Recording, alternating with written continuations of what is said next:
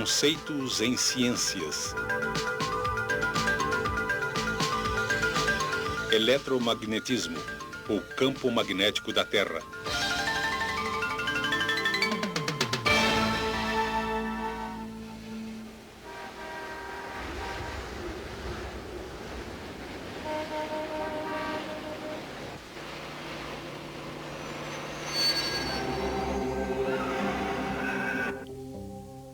Neutralizando todos os campos magnéticos, seres de outros planetas poderiam parar toda uma cidade.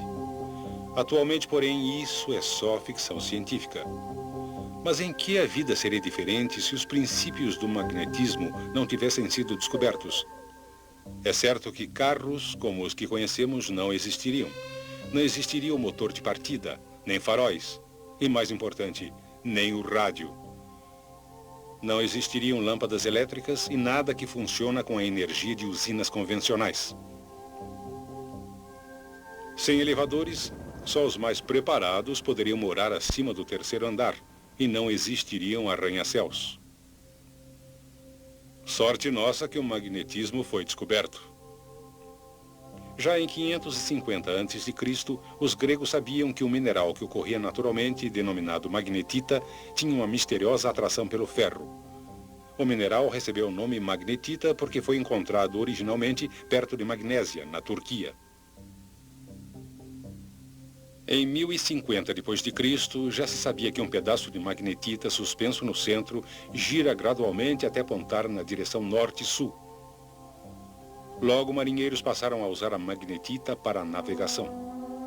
As primeiras bússolas eram feitas de magnetita fixada a um pedaço de madeira, flutuando na água para poder girar livremente. Esses misteriosos pedaços de pedra deram um enorme estímulo à navegação marítima. Também ocorreram outros desenvolvimentos. Em 1269, Petrus Peregrinus, um cruzado francês, talhou uma esfera de magnetita. Polvilhou-lhe malha de ferro na esfera e observou que ela se dispôs em linhas. Estas linhas conectavam dois pontos na esfera que ele denominou polos.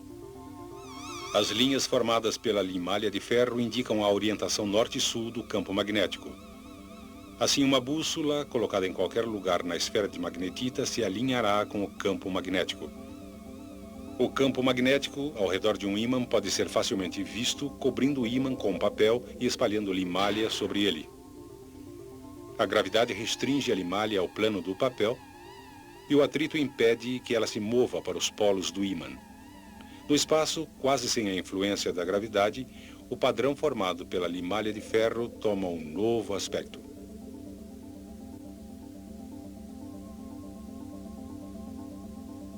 A verdadeira natureza tridimensional do campo se torna claramente evidente.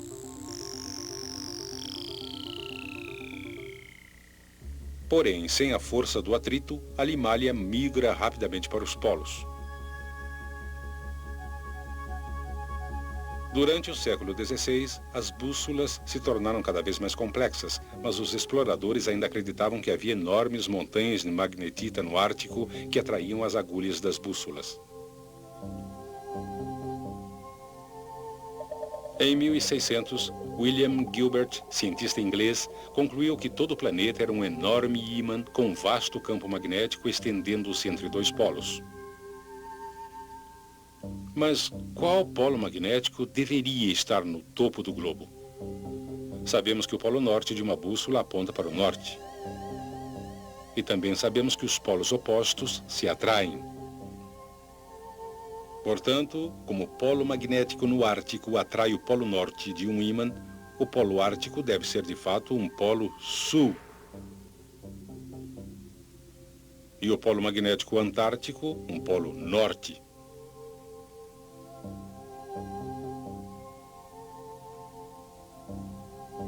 Desde que os nomes arbitrários Polo Norte e Polo Sul foram dados, os polos de todos os ímãs foram identificados da mesma maneira.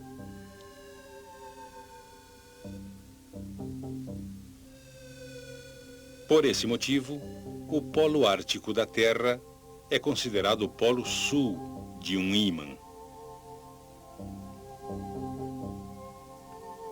Em outras experiências, Gilbert aqueceu um ímã até ficar vermelho e descobriu que ele perdeu suas propriedades magnéticas. Com seu núcleo fundido, o interior da Terra também é extremamente quente e, portanto, sabemos que ele não funciona como um grande ímã. Mas sabemos que os polos magnéticos certamente existem.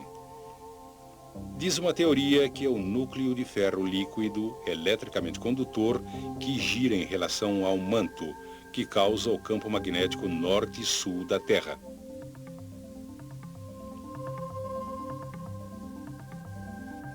Porém, esses polos magnéticos não coincidem com os polos geográficos da Terra.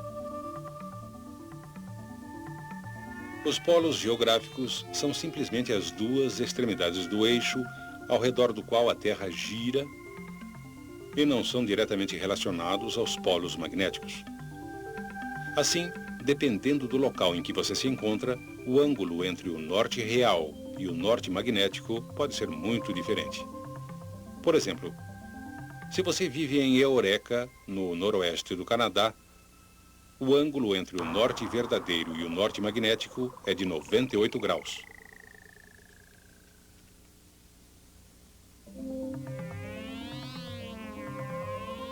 Viajando para o oeste, Cristóvão Colombo foi o primeiro a notar pequenas variações nas indicações da bússola em locais diferentes. Ele determinou o sentido norte usando o Sol e as estrelas. E então comparou com o sentido da sua bússola. Para sua surpresa, verificou que em um período de vários dias, a variação entre as indicações da bússola e as estrelas mudava gradualmente. Porém, temendo que seus homens quisessem voltar, Colombo nada lhes contou sobre esta observação. O ângulo entre o norte magnético e o norte verdadeiro é conhecido por declinação magnética. Em Toronto, Canadá, a declinação magnética é de 9 graus a oeste do norte. Em Churchill, também no Canadá, a declinação é de 0 graus, porque uma linha que passa através do polo magnético e do polo geográfico também passa através de Churchill.